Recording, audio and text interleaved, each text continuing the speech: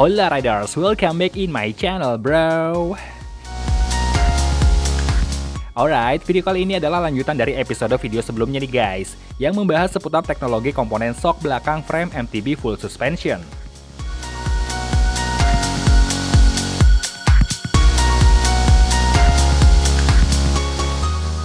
Nah, pembahasan kali ini gue akan melanjutkan pertanyaan sebelumnya nih, yaitu gimana sih cara menghitung ukuran tinggi travel pada shock belakang sepeda gunung? Tapi nggak cuma itu aja, gue juga akan membahas kembali beberapa istilah yang ada di komponen rear shock, seperti eye-to-eye, mounting hardware, dan juga teknologi flip chip.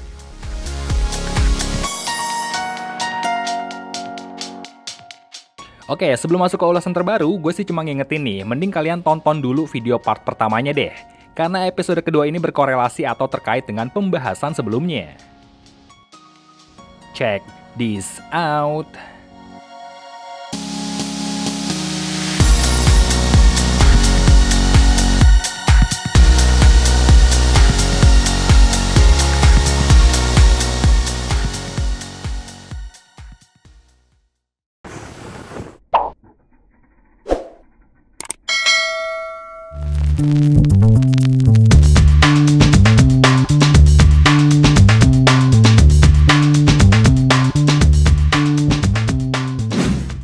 Oke, kategori pembahasan pertama adalah eye to eye. Nah, eye to eye atau mata ke mata adalah panjang jarak dari sumbu atas dan bawah pada sebuah suspensi belakang.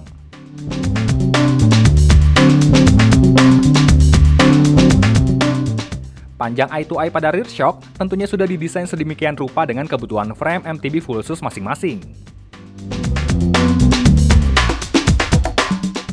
For your info nih, contoh ukuran eye to eye itu biasanya berkorelasi dengan penggunaan kebutuhan travel tiap genre MTB.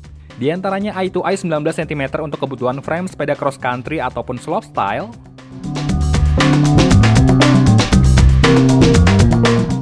eye to eye 20 hingga 23 cm untuk kebutuhan frame jenis enduro,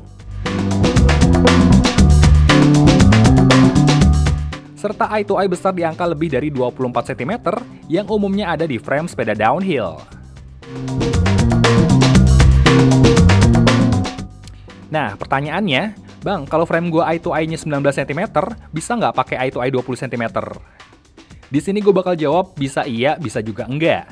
Karena apa? Ya karena pemasangan rear shock dengan eye to eye berbeda dari spesifikasi bawaan frame, tentunya dapat merubah setiap sudut geometri sepeda tersebut. Bahkan yang lebih ekstrim nih, pemasangan rear shock yang melebihi panjang atau kapasitas ukurannya bisa berakibat pada benturan linkage mekanisme suspensi frame. Jadi intinya, bisa kepasang atau enggak tuh tergantung dari masing-masing desain link frame sepeda kalian. Nah, tapi ada juga kok beberapa frame MTB yang bisa merubah sudut geometrinya hanya dengan penempatan rear shock di titik yang berbeda. Ya, istilah tersebut adalah flip chip, yang merupakan desain teknologi dengan dua pilihan titik posisi rear shock demi memberikan opsi kenyamanan ridersnya.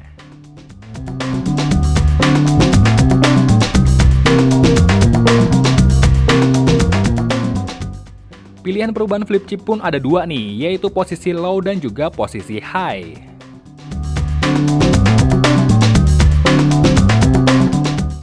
Sementara untuk pabrikan sepeda yang mengadopsi teknologi flip chip, umumnya adalah produk sepeda keluaran terbaru nih guys, seperti Santa Cruz, Nook Proof Reactor, Evil Reckoning, YT Capra, Track Slash, dan lain-lain.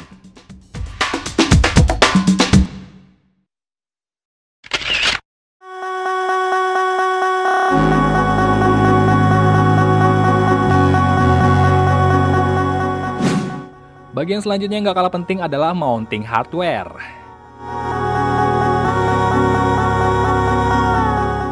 Ya, mounting hardware yang dimaksud terdiri dari beberapa perangkat nih, diantaranya bushing kit, eyelet, dan lain-lain.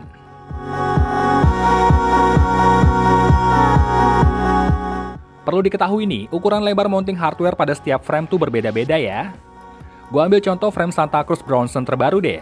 versi generasi keempat yang punya lebar dudukan mounting di angka 30 x 8 mm di bagian atas dan bawah.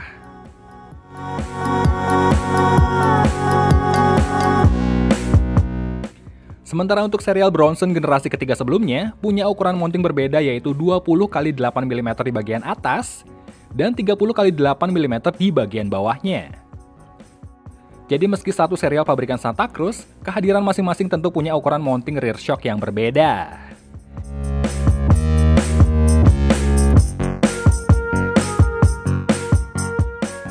Oh ya, buat kalian yang kepengen tahu ukuran masing-masing lebar mounting sepedanya, kalian bisa cek langsung produknya kok.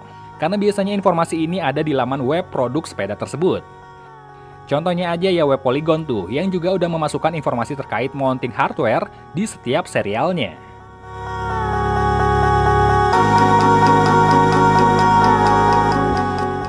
Tapi kalau nggak ada ya, mau nggak mau nih, kalian terpaksa harus mengukur sendiri lebar bushing di frame menggunakan penggaris Sigmat, alias mode manual.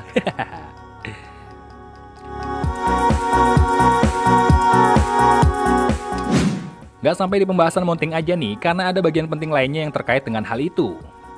Ya, jenis mounting rear shock nyatanya hadir dengan berbagai varian bentuk berbeda satu sama lainnya nih.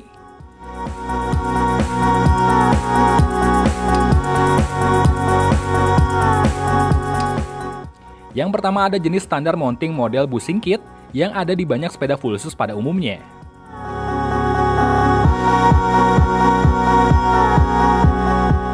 Jenis kedua ada mounting berupa roller bearing yang umumnya terpasang di semua serial MTB keluaran Santa Cruz terbaru.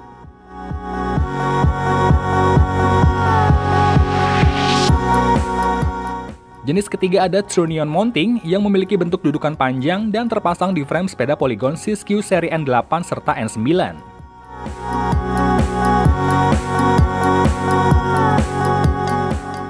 Jenis selanjutnya ada model bike yoke yang umumnya ada di sepeda full sus keluaran Specialized, Dartmoor, dan juga Comencal.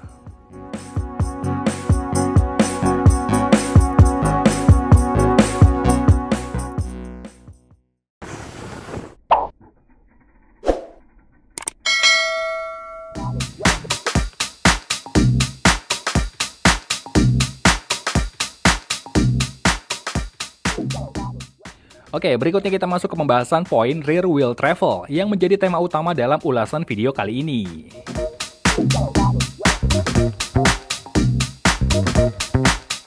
Nah, di sini gue bakal jelasin dulu ya, bagaimana sih caranya mengukur panjang travel shock belakang di sepeda gunung full suspension. Oke, kalau fork depan dapat diukur langsung ketinggian travelnya secara fisik, hal itu nggak berlaku ketika kalian mau ukur tinggi travel shock belakang. Karena apa? Ya karena yang diukur bukanlah panjang stanchion shock belakang, melainkan ketinggian impact atau pegas segitiga belakang frame yang dihasilkan saat sepeda mengalami proses bumping ataupun drop-in.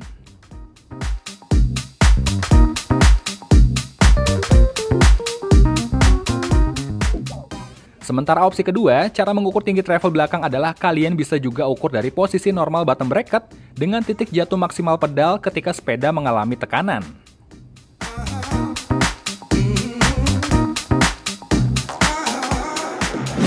Nah, berikut ini gue punya formula atau cara perhitungannya nih untuk mengukur korelasi antara tinggi travel belakang dengan panjang stroke dalam proses kompresi shock belakang. Istilah formula itu adalah leverage ratio atau rata-rata tekanan yang dihasilkan dalam mekanisme sepeda full sus.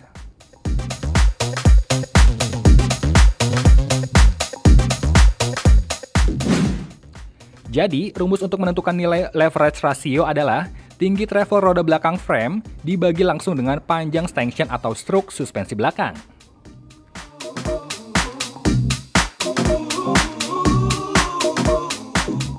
Ya, gue ambil contoh aja sepeda Santa Cruz Bronson gue nih. Sepeda ini memiliki tinggi travel belakang 150 mm dengan panjang stroke rear shock super deluxe di angka 55 mm.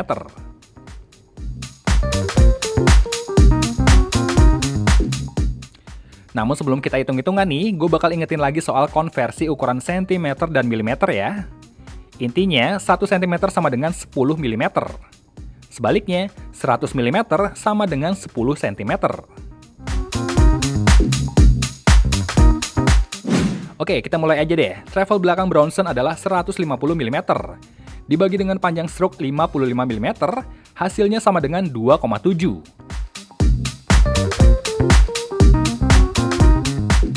Yang berarti nih, setiap travel belakang mengalami tekanan setinggi 2,7 cm, maka bagian stanchion rear shock akan mendapat tekanan sebesar 1 cm.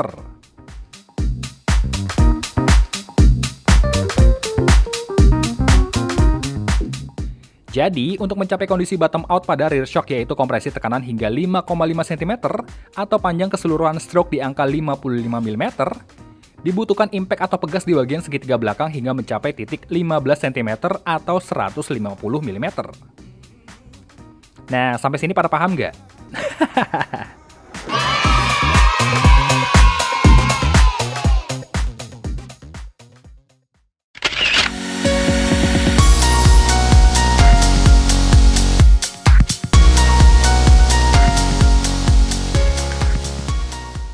Well, sekian video informasi tentang pembahasan mekanisme dan juga rumus formulasi seputar rear wheel travel atau bahasa Indonesianya tuh travel roda belakang di sepeda gunung full suspension.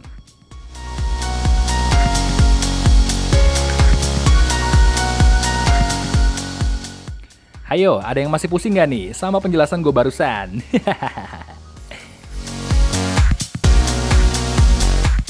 Yuk, langsung aja dikomenin, share dan like videonya guys. Talk less, write more. Ciao.